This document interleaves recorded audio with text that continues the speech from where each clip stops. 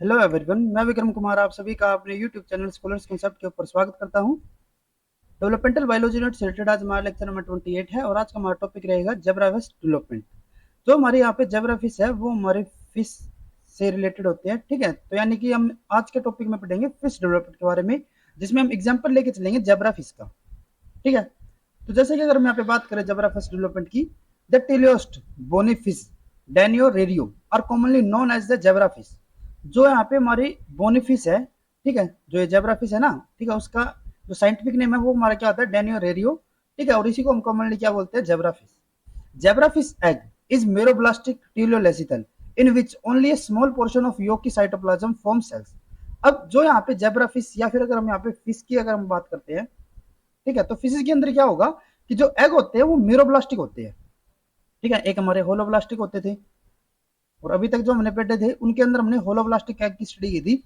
आज हमारा जो एग्जांपल है, यानी कि जब हम यहाँ पे फिश डेवलपमेंट के बारे में पढ़ते हैं, तो इनके अंदर जो यहाँ पे एग होगा वो हमारा कैसे होता है, मीरोब्लास्टिक। और मीलोब्लास्टिक में भी वो कैसा होगा, telolecithal, in which only a small portion of yolky cytoplasm forms है। यानी कि जो यहाँ पे, जैसे कि अगर हम यहाँ पे एक्सपोज करके चल गए कि ये फिश एग हो गया, तो इसके अंदर क्या होता है कि एक स्मॉल पोर्शन, जैसे कि अगर हम यहाँ पे एक्सपोज करके चल रहे हैं कि ये जो पोर्शन है ना, बस इसी के अंदर ही जितना भी साइटोप्लाज्म होगा वो यहीं पे प्रेजेंट होता है, ठीक है। और इस टाइप को हम क्या कहते हैं, मीरोब्लास्टिक। और क्योंकि ये हमारा एक एंड की तरफ होता है यहाँ पे योग, तो इसीलिए को इसको हम क्या कहेंगे, टीलोलेसिथल।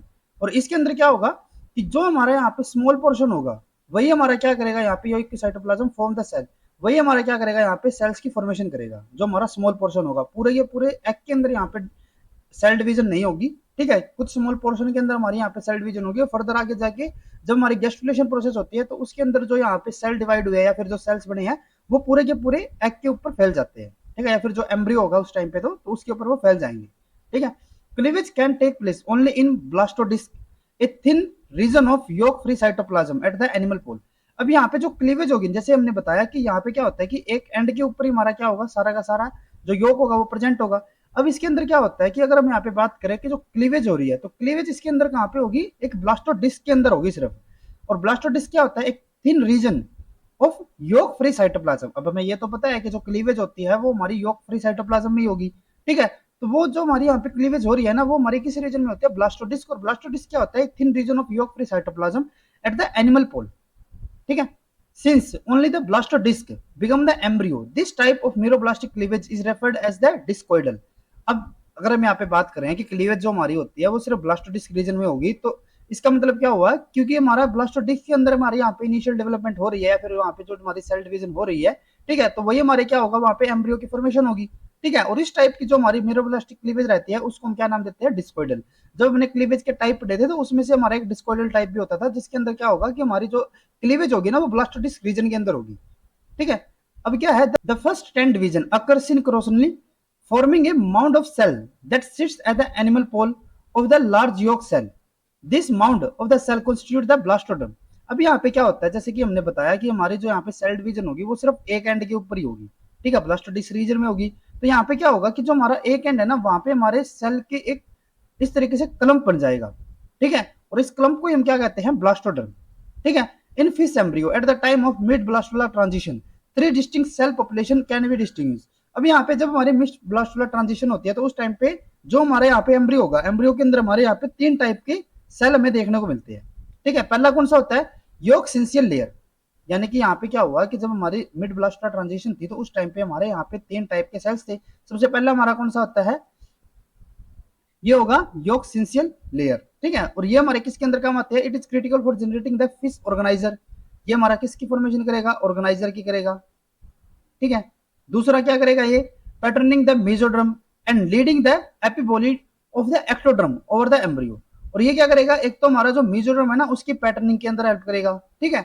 और वो क्या करेगा, ये leading the epiboly of the ectoderm, जो हमारे यहाँ पे एक्टोड्रम का जो एपिबोली होती है उसको एम्ब्रियो के अंदर जो हमारी लीड करेगा, ठीक है। यानी कि वो कहां तक हमारी एपिबोली रीजन पहुंचेगा। ऑर्गेनाइजर का क्या काम होता था कि जो हमारी एपिडर्मिस होती थी ना, ठीक है, उसको कंट्रोल करना कि वो हमारा कहां तक रीजन एपिडर्मिस का पहुंचेगा। तो इसी तरीके से यहाँ पे भी क्या होगा कि जो हमारा वाईएसएल है ना वो हमारा एक ऑर्गेनाइजर की तरह काम करेगा, ठीक है। और यही हमारा आगे जाके क्या करेगा कि जो हमारे ऑर्गेनाइजर है उसकी तो सिंथेसिस कर रहा है, साथ में जो मेसोडर्म है उसकी पैटर्निंग भी कर रहा है। और एक क्या कर रहा है कि जो हमारी एपिबोली है ना, ठीक है, एक्टोडर्म रीजन की जो एपिबोली हो रही है उसको भी वो लीड करता है, उसके बाद सेकंड हमारे यहाँ पे आते हैं एनवेलपिंग लेयर, ठीक है। दूसरे हमारे यहाँ पे कौन से होगी, एनवेलपिंग लेयर। और ये क्या होते हैं, it is made up of most superficial cell from the blastoderm. ये हमारे जो ब्लास्टोड्रम का जो हमारा, जो हमने यहाँ पे बताया ना कि जो हमारे यहाँ पे क्लम्प बनता था उसको हमने ब्लास्टोड्रम बना दिया था, तो इसके जो मोस्ट सुपरफिशियल सेल्स होंगे वे हमारे किसकी फॉर्मेशन करते हैं यहाँ पे, एनवेलपिंग लेयर की, which form an epithelial sheet a single cell layer thick. यानी कि ये क्या करेंगे यहाँ पे, एपिथेलियल लेयर की यहाँ पे फॉर्मेशन करेंगे जो कि हमारा एक सिंगल लेयर थिक होगा। The AVN is protective covering that allow the embryo to develop in a hypotonic solution such as fresh water that would otherwise bust the cell. अब यहाँ पे क्या होता है कि जो हमारा ईवीएल है ना, वो हमारी एक तरीके से प्रोटेक्टिव लेयर की तरह काम करेगी, ठीक है। और ये किससे प्रोटेक्ट करेगी, जो यहाँ पे हमारा हाइपोटोनिक सॉल्यूशन होगा जिसके अंदर जो हमारा एम्ब्रियो डेवलप हो रहा है ना, ठीक है, उसमें क्या करेगा, जो हमारा ये हाइपोटोनिक सॉल्यूशन है उससे प्रोटेक्ट करेगा, ठीक है। और अगर ये प्रोटेक्टिव लेयर नहीं होगी तो सेल क्या हो जाएगा, बस्ट हो जाएगा, ठीक है। उसके बाद थर्ड हमारे यहाँ पे आते हैं डीप सेल्स। थर्ड हमारा कौन सा टाइप हो गया, डीप सेल्स। और ये क्या करते हैं, it is found in between the EVL and the YSL that give rise to the embryo proper. और ये हमारे क्या करेंगे, एम्ब्रियो प्रॉपर की यहाँ पे डेवलप करती है, ठीक है। अगर हम यहाँ पे बात करते हैं जो हमारी फिश है, फिश के अंदर हमारा जो यहाँ पे फेट मैप रहता है, ठीक है, तो फेट मैप कैसा होगा, a fate map of blastoderm cell can be made shortly before the gastrulation begin. जब यहाँ पे हमारी गैस्ट्रुलेशन प्रोसेस स्टार्ट हो रही थी तो उससे पहले अगर हम यहाँ पे फेट मैप की बात करते हैं तो फेट मैप कैसा होगा, यहाँ पे एक हमारे यहाँ पे होगा एनिमल पोल, एक हमारे यहाँ पे होगा वेस्टल पोल, ठीक है, एक हमारे यहाँ पे वेंट्रल एक्सिस होगी और एक हमारे यहाँ पे डोर्सल एक्सिस होगी। तो इसके अंदर क्या होता है कि जो हमारे यहाँ पे एक्टोडर्म रीजन होगा, एक्टोडर्म रीजन में हमारे क्या होंगे, ब्रेन, नोजाई, एपिडर्मिस, न्यूरल क्रस्ट और स्पाइनल कॉर्ड की फॉर्मेशन होगी। ये तुम्हारे हो गए एक्टोडर्म। उसके बाद अगर मैं यहाँ पे बात करूं मेसोडर्म की, तो मेसोडर्म के अंदर जो हमारी डोर्सल साइड होगी, ये वाली साइड, तो ये हमारी किसकी फॉर्मेशन करेगी, हेड, मसल्स, नोटोकॉर्ड, ठीक है। और अगर मैं वेंट्रल साइड की बात करूं तो ये किसकी फॉर्मेशन करते हैं, somite muscles, pronephros, blood, fins and heart, ठीक है। उसके बाद अगर हम यहाँ पे बात करते हैं एंडोड्रम की, तो एंडोड्रम रीजन में किस किस की फॉर्मेशन होगी, फेरिंक्स की, लीवर की और इंटेस्टाइन की, ठीक है। सिमिलरली जैसे कि हमने एम्फीबियंस के अंदर बात की थी, तो वही हमारे यहाँ पे उसी टाइप का फेट मैप रहता है कुछ। और ये जो हमारा रीजन हो गया, ये हमारा किसका है, ये हमारा योक सेल्स है, इसमें हमारा क्या होगा, योक प्रेजेंट होगा। और हमने आपको जैसे बताया था कि जो हमारी यहाँ पे सेल डिवीजन होती है ना, वो हमारी एक रीजन में होगी, तो यानी कि जो सेल डिवीजन हो रही है वो हमारी सिर्फ इस पोर्शन में हो रही है, यहाँ पे हमारी कोई सेल डिवीजन नहीं हो रही। ये हमारा कौन सा हो गया, योक रीजन हो गया, ठीक है। At this time, cell in the specific region of embryo give rise to a certain tissue in a highly predictable manner, although they remain plastic, and the cell fate can change if the tissue is grafted to a new site. अब यहाँ पे क्या है कि ये हमने जो fate में बताया ना, ये हमारा प्लास्टिक नेचर का होगा। प्लास्टिक नेचर जैसे मैंने आपको पहले ही बताया था कि ये अभी तक हमारे फिक्स नहीं हुए, ये हमारे डिटरमाइन नहीं हुए कि ये हमारे पर्टिकुलर ये वाला रीजन हमारा ब्रेन की फॉर्मेशन करेगा। अगर हम इस रीजन को किसी दूसरे रीजन के अंदर यहाँ पे ड्राफ्ट कर देते हैं, ठीक है, जैसे हमने टिश्यू प्लांटेशन के अंदर भी देखा था, तो अगर हम यहाँ पे इसको दूसरे रीजन के अंदर अगर इंसर्ट कर देंगे तो वहां पे वो किसी दूसरे टाइप की स्ट्रक्चर की फॉर्मेशन कर सकता है, ठीक है। लेकिन ये हमारा जो रीजन रहेगा ना, वो हमारे हाईली प्रोडक्टिबल जरूर रहेंगे, यानी कि इसी रीजन के अंदर हमारे ब्रेन की यहाँ पे जरूर फॉर्मेशन होगी। लेकिन अभी तक जो इनका यहाँ पे फेट है ना, वो हमारा फिक्स नहीं हुआ अभी तक, ठीक है। वो हमारी जैसे जैसे लेट ब्लास्टोला स्टेज आएगी तो उस टाइम पे वो फिक्स हो जाता है, ठीक है। अब यहाँ पे अगर हम बात करते हैं कि जो फिश है, फिश के अंदर जो हमारा एम्ब्रियो, एम्ब्रियो के हमारे किस तरीके से डोर्सल वेंट्रल एक्सिस की डिटरमिनेशन होती है, homologous to the dorsal blastopore lip of amphibian. Embryonic shield is found in the fish and is critical in establishing the dorsal ventral axis. अब अगर हम यहाँ पे बात करते हैं जो हमारी फिश है, फिश के अंदर हमारा जो डोर्सल वेंट्रल एक्सिस था, तो उसकी डिटरमिनेशन अगर हम एम्फीबियंस के केस की बात करें तो वहां पे हमारा क्या होता था, डोर्सल ब्लास्टोपोर लीप होते थे जो कि हमारे डोर्सल वेंट्रल एक्सिस की डिटरमिनेशन के अंदर हमारी हेल्प करते थे। तो उसी के होमोलोग फिश के अंदर क्या होती है, यहाँ पे एम्ब्रियोनिक शिल्ड। जो एम्ब्रियोनिक शिल्ड होगी वो हमारे क्या करेगी, वो हमारे जो डोर्सल वेंट्रल एक्सिस है उसके डेवलपमेंट के अंदर हमारी हेल्प करती है, ठीक है। जो काम हमारे डोर्सल ब्लास्टोपोर लीप करेंगे ना, ठीक है, वो फिश के अंदर कौन करते हैं, हमारे एम्ब्रियोनिक शिल्ड, ठीक है। Shield tissue can convert the lateral and ventral mesoderm blood and connective tissue precursor into the dorsal mesoderm notochord and somite. जैसे कि हमने डोर्सल ब्लास्टोलिप के अंदर भी देखा था, वहां पे क्या करते थे कि जो हमारे डोर्सल ब्लास्टोलिप होते थे ना, वे हमारे कन्वर्ट कर देते थे जो हमारे लेटरल और वेंट्रल मेसोड्रम थे उनको डोर्सल मेसोड्रम के अंदर, ठीक है। सिमिलरली जो हमारे एम्ब्रियोनिक शिल्ड के सेल भी होंगे ना, वे भी हमारे क्या करेंगे, जो हमारे लेटरल और मेसोड्रम वेंट्रल मेसोड्रम वाले सेल्स है जो कि हमारे ब्लड और कनेक्टिव टिश्यू के प्रिकर्सर की तरह काम करते हैं, वे हमारे किसके अंदर कन्वर्ट हो जाते हैं, डोर्सल मेसोड्रम के अंदर, जो कि हमारे किसकी फॉर्मेशन करेंगे, नोटोकॉर्ड और सोमाइट सेल्स की, ठीक है। Further it can also cause the ectoderm to become the neural rather than the epidermal। और ये चीज हमने पहले भी देखी थी ना कि जो हमारे डोर्सल ब्लास्टोपर लिप या फिर जो हमारा ऑर्गेनाइजर होता था वो हमारा क्या करता था, डोर्सल ब्लास्टोपर लिप भी हमारे क्या करते थे, वही हमारे ऑर्गेनाइजर की तरह काम करते थे। तो उसी तरीके से अगर हम ऑर्गेनाइजर की बात करें तो ऑर्गेनाइजर हमारे क्या करते थे कि जो हमारा एक्टोडर्मल टिश्यू होते थे, ठीक है, उसको किसके अंदर कन्वर्ट करते थे, हमारे न्यूरल टिश्यूज के अंदर। और अगर वो प्रेजेंट नहीं होता था तो वो हमारे किसके अंदर कन्वर्ट हो जाते थे, एपिडर्मल के अंदर। ठीक है, तो सिमिलरली यहाँ पे भी वही हो रहा है कि जो हमारी एम्ब्रियोनिक सिल्ड है ना वो हमारे क्या करेंगे, जो एक्टोड्रम है उसको कन्वर्ट करेंगे न्यूरल टिश्यू के अंदर। ठीक है, और अगर ये प्रेजेंट नहीं होगा तो वो हमारे किसके अंदर कन्वर्ट हो जाएंगे, एपिडर्मल के अंदर। ठीक है, if the embryonic shield of an early gastrula embryo was transplanted to the ventral side of another, two axis will be formed sharing a common yolk cell. अब जैसे कि हमने पीछे बताया था ना कि यहाँ पे क्या होता है, जो हमने टिश्यू प्लांटेशन एक्सपेरिमेंट देखा था, टिश्यू ट्रांसप्लांटेशन, तो उसके अंदर क्या है कि जैसे कि यहाँ पे हमारा क्या हो गया, डोर्सल साइड में ये हमारी हो गई एम्ब्रियोनिक सिल्ड। ठीक है, ये हमारी डोर्सल साइड है, ये हमारी वेंट्रल है। तो सिमिलर यहाँ पे भी वेंट्रल और डोर्सल हो गई। तो अगर हम इसके जो हमारे यहाँ पे एम्ब्रियोनिक सिल्ड के सेल है, सिल्ड टिश्यू है, उसको अगर हम यहाँ पे ट्रांसफर कर देते हैं वेंट्रल साइड के अंदर, तो यहाँ पे क्या करेगा, सेकेंडरी एक्सिस की फॉर्मेशन कर देगा, जैसे कि हमने ऑर्गेनाइजर के अंदर भी देखा था। तो सिमिलरली वही यहाँ पे काम होगा। इसीलिए हमने इसको क्या बोला है कि जो हमारे ऑर्गेनाइजर या फिर जो हमारे यहाँ पे डोर्सल ब्लास्टोपर लिप होता है उसके होमोलॉग क्या होता है, हमारे यहाँ पे एम्ब्रियोनिक सिल्ड। जैसे काम हमारे डोर्सल ब्लास्टोपर लिप करते थे वही काम हमारे यहाँ पे कौन करेंगे, एम्ब्रियोनिक सिल्ड सेल्स। ठीक है, although the precaudal plate and notochord were derived from the donor embryonic shield, the other organ of the secondary axis come from the host tissue that would normally form the ventral structure। और similarly हमने वहां पे भी यही बात की थी कि जो हमारे यहाँ पे एम्ब्रियोनिक सिल्ड होगी ना, ठीक है, वो हमारी क्या करेगी, खुद की तो डिटर्मिनेशन करवा ही रही है, साथ में जो सराउंडिंग के सेल्स होंगे जो हमारे वेंट्रल स्ट्रक्चर की फॉर्मेशन करते थे वे भी हमारे अब किसके अंदर कन्वर्ट आ जाएंगे, जो हमारे सेकेंडरी एक्सिस की स्ट्रक्चर होगी उनके अंदर।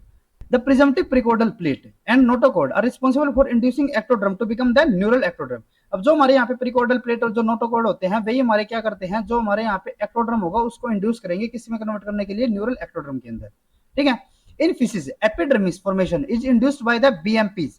सिमिलरली जैसे कि हमने एम्फीबियंस के अंदर बात की थी तो वहां पे भी हमने बताया था कि जो हमारी एपिडर्मिस होती है, एपिडर्मिस के लिए हमारे इंड्यूस कौन करता है, बीएमपीज करते थे। जैसे कि हमारा बीएमपी 4 होता था, एक भी हमारा बीएमपी 2 होता था। ठीक है, हमने अलग अलग बीएमपी के बारे में पढ़ा था। तो सिमिलरली फिश के अंदर भी क्या होता है कि जो हमारी एपिडर्मिस फॉर्मेशन है उसको इंड्यूस कौन करेगा, बीएमपी करेगा, और उसमें से भी हमारा मेजर कौन सा होता है, बीएमपी 2 बी। ठीक है, और एक हमारे यहाँ पे कौन से होते हैं, डब्ल्यूएनटी प्रोटीन, जैसे कि हमने एम्फीबियंस के अंदर भी देखा था। तो सिमिलरली यहाँ पे भी क्या है कि फिशेज के अंदर भी जो हमारी एपिडर्मिस फॉर्मेशन हो रही है उसको इंड्यूस कौन करता है, एक तो हमारे बीएमपी और एक हमारे डब्ल्यूएनटी। बीएमपी में हमारा सबसे कॉमन कौन सा होगा यहाँ पे, बीएमपी 2 बी, और डब्ल्यूएनटी के अंदर हमारा कौन सा होता है, WNT 8, that are made in the ventral and lateral region of the embryo. और ये हमारे कहाँ पे फॉर्मेशन होती है इनकी, वेंट्रल और लेटरल रीजन के अंदर। ठीक है, the notochord of both zebrafish and Xenopus secrete factor the homologous of chordin, noggin and follistatin that block the induction thereby allowing the ectoderm to become the neuron। जैसे कि हमने amphibians के अंदर भी देखा था तो वहां पे क्या होता था कि जो हमारे नोटोकॉर्ड सेल्स होते थे वे हमारे क्या करते थे, जो बीएमपी इनहिबिटर होते थे उनको रिलीज करते थे। ठीक है, तो सिमिलरली क्या होगा कि जो हमारे जेब्राफिश है ना, जेब्राफिश के अंदर भी हमारे क्या होंगे, जो हमारे बीएमपी इनहिबिटर जैसे कि हमारे कोर्डिन, नोगिन और फोलिस्टेटिन है उसी के हमारे होमोलॉग यहाँ पे रिलीज होते हैं। और जो ये हमारे बीएमपी इनहिबिटर्स होंगे वे क्या करेंगे, जो हमारा बीएमपी है, ठीक है, उसको इनहिबिट करेंगे। और जब यहाँ पे इसकी इनहिबिशन होगी तो हमारे यहाँ पे जो एपिडर्मिस की फॉर्मेशन हो रही थी वो हमारी यहाँ पे नहीं हो पाएगी, और वे सेल जो हमारे एक्टोडर्मल सेल्स है वे हमारे किसके अंदर कन्वर्ट हो जाएंगे, जो हमारे न्यूरल सेल्स होंगे उनके अंदर। ठीक है, तो सिमिलरली वही हमारा यहाँ पे पाथवे रह रहा है। Similar to the amphibians, FGF made in the dorsal side of the embryo also inhibit the BMP gene expression. और सिमिलरली यहाँ पे भी हमारे एफजीएफ की जगह क्या होते हैं, हमारे कुछ होमोलॉग्स होंगे जो कि हमारे क्या करेंगे, बीएमपी को इनहिबिट करेंगे। ठीक है, in the caudal region of the embryo FGF signal is probably the predominant neural specifier। जो हमारे यहाँ पे caudal region होगा वहां पे हमारे FGF ही क्या होंगे, हमारे predominant neural specifier की तरह काम करेंगे, यानी कि न्यूरल इंडक्शन के अंदर हमारे हेल्प करेंगे। इंसुलिन लाइक ग्रोथ फैक्टर, जैसे कि हमने एम्फीबियंस के अंदर भी देखा था ना कि वहां पे हमारे आईजीएफ भी होते थे, एफजीएफ तो होते थे उसके साथ हमारे आईजीएफ भी होते थे, तो इसके अंदर भी हमारे आईजीएफ होंगे और वो क्या करेंगे, also play a role in production of the anterior neural plate. जो हमारे यहाँ पे आईजीएफ होते हैं वो हमारे क्या करेंगे, जो एंटीरियर न्यूरल प्लेट है उसकी फॉर्मेशन के अंदर हमारी हेल्प करेंगे। ठीक है, zebrafish IGF appear to upregulate chordin and goosecoid while restricting the expression of BMP 2 B. अब जो हमारे यहाँ पे आईजीएफ होते हैं ना वो हमारे क्या करेंगे, जो हमारे कोर्डिन और जो गुजेकोइड होते हैं, ठीक है, उसके एक्सप्रेशन को क्या करेंगे, अपरेगुलेट करेंगे, और जो हमारा बीएमपी 2 बी है जो कि हमारा एपिडर्मिस की फॉर्मेशन करवा रहा है उसको रिस्ट्रिक्ट करते हैं। ठीक है, और वो क्या करेंगे, अल्टीमेटली हमारे जो न्यूरल प्लेट है या फिर न्यूरल टिश्यूज है उसकी फॉर्मेशन करवाएंगे। WNT inhibitor appear to play role in the head formation, जैसे कि हमने वहां पे भी देखा था, जो हमारी हेड फॉर्मेशन होती थी एम्फीबियंस के अंदर, तो वहां पे हमारे क्या होता था कि जो हमारा BMP और जो हमारे WNT ये दोनों के दोनों हमारे क्या होने चाहिए थे, इनहिबिट होने चाहिए। तो सिमिलरली यहाँ पे भी क्या है कि जब हमारे यहाँ पे WNT इनहिबिट हो जाएगा BMP के साथ, तो वो हमारे वहां पे किसकी फॉर्मेशन करेंगे, हेड फॉर्मेशन। ठीक है, ये तो हमारी हो जाती है यहाँ पे जो हमारी डोर्सल वेंट्रल एक्सिस है। अब उसके अंदर हमारे कुछ यहाँ पे म्यूटेशन केस है। Injecting the different amount of BMP and nodal mRNA into a single blastula animal cap cell can mimic the effect of blastopore lip cell. अब क्या है कि जो हमारे यहाँ पे, जैसे कि हम यहाँ पे सपोज करके चल रहे हैं कि हमारा एम्ब्रियो हो गया, तो इसके अंदर हमारा जो एनिमल पोल है, ये हमारा क्या हो जाता है, एनिमल पोल। तो एनिमल पोल के अंदर अगर हम यहाँ पे BMP और नोडल प्रोटीन अगर हम इनको यहाँ पे रिलीज कर रहे हैं, इनफैक्ट इंजेक्ट कर रहे हैं, ठीक है, तो वो हमारे किसको मिमिक करेंगे, जो हमारे ब्लास्टोपोर लिप सेल्स है उनको। Injection of mRNA with A high BMP two nodal ratio, यहाँ पे अगर हमारा क्या है कि जो हमारा BMP टू जो हमारा नोडल प्रोटीन्स, इनका जो हमारा रेशो है वो हमारा बहुत ज्यादा हाई है। ठीक है, तो क्या होगा यहाँ पे, can induce the formation of new tail growing from the animal pole of the embryo. ये हमारा क्या करेगा, यहाँ पे टेल ग्रोथ को रेगुलेट करेगा। ठीक है, उसके बाद क्या है, injection of mRNA with the decreasing BMP to nodal ratio induce a formation of secondary trunk from these animal pole cells। अगर यहाँ पे जो हमारा BMP टू नोडल प्रोटीन इनका जो हमारा रेशो है वो हमारा मीडियम है, यानी कि एवरेज रेशो है। पहले हमारा क्या था, ये हमारा हाई रेशो था, अब हमारा क्या हो गया, एवरेज रेशो है, कोई ज्यादा हमारा रेशो नहीं है इनका। ठीक है, तो वहां पे वो किसकी फॉर्मेशन करते हैं, सेकेंडरी ट्रंक की। ठीक है, और उसके बाद क्या होगा कि हमारा जो BMP और नोडल है वे अगर हमारे बिल्कुल इक्वल अमाउंट में हो जाए, when the nodal and BMP are inject in the same amount, a posterior head is induced. और वहां पे हमारा क्या होगा, जो हमारा हेड है उसकी फॉर्मेशन वहां पे हो जाती है। ठीक है, तो यहाँ पे हमारा क्या होगा कि हमारा BMP और जो हमारा नोडल है अगर ये हमारे बिल्कुल इक्वल अमाउंट में है, अराउंड इक्वल है, ठीक है, तो यहाँ पे क्या होगा, ये हेड की फॉर्मेशन कर देंगे। ठीक है, इसीलिए हमने बताया था कि जो हमारे यहाँ पे BMP और नोडल का जो हमारे यहाँ पे अमाउंट रहती है, तो उसी के अकॉर्डिंग यहाँ पे क्या होता है, वो हमारा ब्लास्टोपोर लिप के साथ हमारा काम करेगा और वो वहाँ पे अलग अलग स्ट्रक्चर की वहाँ पे फॉर्मेशन करवाएगा। ठीक है, उसके बाद हम यहाँ पे बात करते हैं anterior posterior axis determination in zebrafish. ठीक है, तो इसके अंदर क्या होता है, the patterning of neural ectoderm along the anterior posterior axis in the zebrafish appear to be result of the interplay of FGF WNT and retinoic acid. अब जो हमारे यहाँ पे जेब्राफिश के अंदर जो हमारी एंटीरियर पोस्टीरियर एक्सिस डिटरमिनेशन हो रही है, ठीक है, वो हमारी किसकी इंटरेक्शन से होती है, FGF WNT and retinoic acid. ये तीन जो हमारे यहाँ पे प्रोटीन्स होंगे, ठीक है, ये हमारे क्या करते हैं, एंटीरियर पोस्टीरियर एक्सिस डिटरमिनेशन के अंदर हमारी हेल्प करेंगे। ये आपस में एक दूसरे के साथ इंटरेक्ट करेंगे और वहीं से हमारी क्या होगी, एंटीरियर पोस्टीरियर एक्सिस की डिटरमिनेशन होती है। During this axis determination first a WNT signal repress the expression of anterior gene, then WNT and retinoic acid and FGF are required to activate the posterior gene। अब यहाँ पे क्या होता है कि सबसे पहले हमारे जो WNT होंगे ना, वे हमारे रिप्रेस करेंगे जो हमारे एंटीरियर जीन्स होंगे। ठीक है, और जो हमारे यहाँ पे एंटीरियर जीन रिप्रेस हो जाएंगे, तो उसके बाद क्या होगा, जो हमारे WNT रेटिनोइक और FGF है वे हमारे क्या करेंगे, यहाँ पे हमारे पोस्टीरियर जीन्स को एक्टिवेट करेंगे। यानी कि पहले तो हमें क्या करना पड़ेगा, जो हमारे एंटीरियर जीन्स है उनको रिप्रेस करना पड़ेगा और उसके बाद हमारे जो पोस्टीरियर जीन्स है वो हमारे एक्टिवेट हो जाएंगे। और उनके अंदर हमारे कौन कौन से होंगे, WNT रेटिनोइक और FGF हमारे इंपॉर्टेंट रोल प्ले करेंगे। This regulation of anterior posterior is coordinated by the retinoic acid 4 hydroxylase, an enzyme that degrade the retinoic acid। अब यहाँ पे क्या होता है, यहाँ पे हमारा एक एंजाइम होगा रेटिनोइक एसिड 4 हाइड्रोक्सिलेज। ठीक है, और ये हमारा क्या करेगा, जो हमारे रेटिनोइक एसिड है, रेटिनोइक एसिड हमारे किसके अंदर होंगे, जैसे कि यहाँ पे हमारे रेटिनोइक एसिड की अगर मैं बात करूँ तो वो हमारे कहाँ पे मिलते हैं, हमें पोस्टीरियर जीन्स को एक्टिवेट करने के लिए, यानी कि पोस्टीरियर साइड में हमें मिलेंगे। इतना हमें क्लियर है, जो हमारा रेटिनोइक एसिड है जेब्राफिश के अंदर वो हमें पोस्टीरियर साइड में मिलेगा और वो वहाँ पे वो पोस्टीरियर जीन्स को एक्टिवेट करेगा। ठीक है, अब यहाँ पे क्या होता है कि यहाँ पे हमारा एक एंजाइम होता है रेटिनोइक एसिड 4 हाइड्रोक्सिलेज, और ये क्या करता है, ये हमारा रेटिनोइक एसिड को डिग्रेड करेगा। ठीक है, ये हमारा क्या हो गया, रेटिनोइक एसिड 4 हाइड्रोक्सिलेज, ये हमारा रेटिनोइक एसिड को डिग्रेड करेगा। और अगर ये हमारा डिग्रेड हो जाएगा तो यानी कि पोस्टीरियर जीन हमारे एक्टिवेट नहीं हो पाएंगे और वहां पे हमारा क्या हो जाएगा, एंट्राइजेशन। ठीक है, यानी कि जो हमारा एंटीरियर रीजन है वही हमारा यहाँ पे बन जाएगा पोस्टीरियर साइड में भी। ठीक है, this enzyme is encoded by the CYP26। ये जो हमारा यहाँ पे एंजाइम है ना, इसको कोड कौन करता है, हमारा CYP26। ठीक है, which is express specifically in the region of the embryo destined to become the anterior end. और ये हमारा कहाँ पे बनता है, जो हमारा CYP26 है ना, ये हमारा जीन कहाँ पे एक्टिवेट होगा, एंटीरियर रीजन के अंदर। इसका मतलब क्या हुआ, अगर मैं यहाँ पे एंटीरियर रीजन की बात करूं तो एंटीरियर रीजन के अंदर हमारा क्या है, जो हमारा CYP26 है वो हमारा एक्टिवेट है। जब ये हमारा एक्टिवेट होगा तो यानी कि हमारा जो रेटिनोइक एसिड 4 हाइड्रोक्सिलेज है वो हमारा यहाँ पे बनेगा। और जब हमारा रेटिनोइक एसिड 4 हाइड्रोक्सिलेज एंजाइम बनेगा तो ये क्या करेगा, ये हमारा रिप्रेस करेगा रेटिनोइक एसिड को।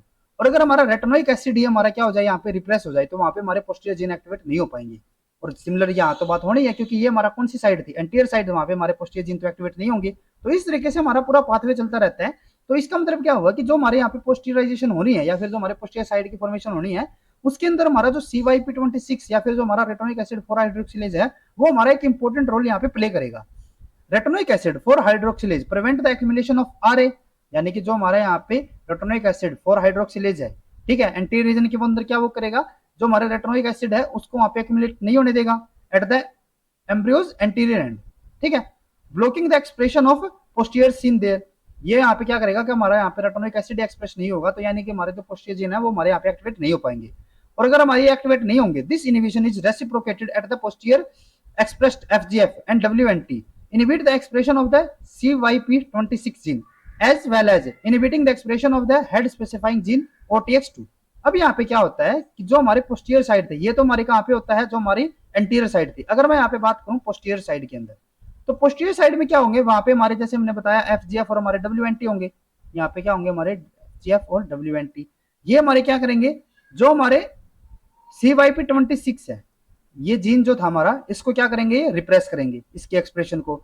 जब ये हमारा यहाँ पे रिप्रेस हो जाएगा, ठीक है, तो यहाँ पे क्या होता था, ये हमारा बनाता था retinoic acid 4 hydroxylase.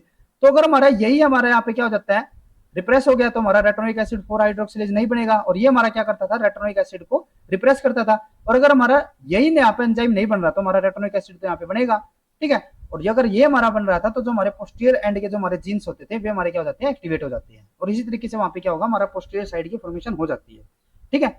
This mutual inhibition create a border between the zone of posterior gene expression and the zone of anterior gene expression. तो इस तरीके से हमारे यहाँ पे दो जोन बन जाते हैं। एक जोन के अंदर तो हमारा क्या होगा, वहां पे हमारे FGF और WNT, जो हमारा पोस्टीरियर साइड होगा, वहां पे हमारा क्या होगा, जो हमारे WNT और FGF है वे हमारे एक्सप्रेस होंगे, जिससे हमारा जो CYP26 है वो हमारा एक्सप्रेस नहीं हो पाएगा और रेटिनोइक एसिड हमारा एक्टिवेट हो जाएगा, जिससे हमारे पोस्टीरियर साइड के अंदर पोस्टीरियर जीन एक्टिवेट हो जाएंगे।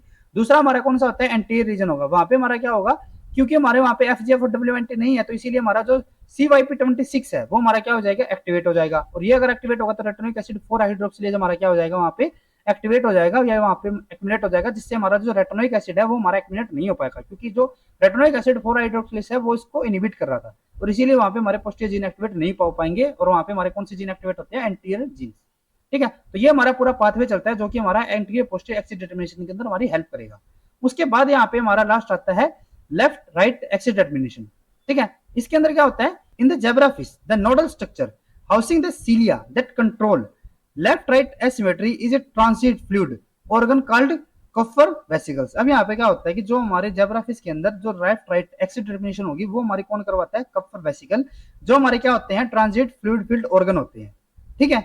और इनकी जो मूवमेंट होती है वो हमारे कौन करवाते हैं, या जो हमारे नोडल स्ट्रक्चर होगी उसकी जो हमारे सीलिया होते हैं, ठीक है, वही हमारे यहाँ पे क्या करवाएंगे, जो लेफ्ट राइट एक्सिस डिटर्मिनेशन है वो हमारी हेल्प करेंगे। अब क्या होता है, जो हमारे यहाँ पे कफर वेसिकल है वो क्या करते हैं, Kupffer vesicle arise from the group of dorsal cells near the embryonic shield shortly after gastrulation. जो हमारे कफल वेसिकल है वो हमारे कहाँ से बनते हैं, जो हमारे डोर्सल सेल्स होंगे, और वो भी कहाँ पे, जो हमारी एम्ब्रियोनिक शील्ड के आसपास होंगे, ठीक है। एम्ब्रियोनिक शील्ड के पास क्या होंगे, हमारे डोर्सल सेल्स, और वो हमारे क्या करेंगे, कफर सेल्स की फॉर्मेशन करेंगे, ठीक है। और ये हमारे कब होते हैं, after gastrulation, blocking the ciliary function by preventing the synthesis of dynein and ablating the precursor of the ciliated cells result in the abnormal left right axis determination। अभी जैसे हमने बताया कि जो हमारे यहाँ पे फ्लूइड फील्ड ऑर्गन, जो हमारे कफर वेसिकल्स थे, उनकी मूवमेंट हमारे कौन करवाते थे, जो हमारे यहाँ पे सीलिया स्ट्रक्चर होते थे, ठीक है।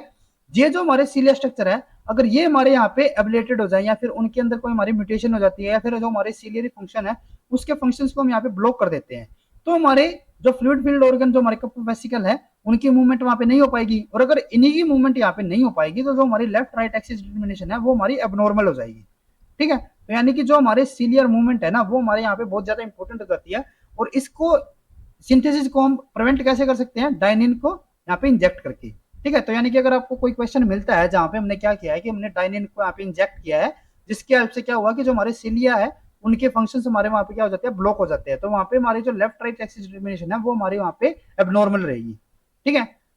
तो आज के लेक्चर में बस इतना ही। नेक्स्ट लेक्चर में हम बात करेंगे रीजनरेशन के बारे में। तो अगर आपको ये वीडियो हमारी यूजफुल लगी हो तो please like and share this video, और डेवलपमेंटल बायोलॉजी से रिलेटेड इसी तरीके के कॉन्सेप्ट्स करने के लिए please subscribe to our YouTube channel scholars concepts. Thank you.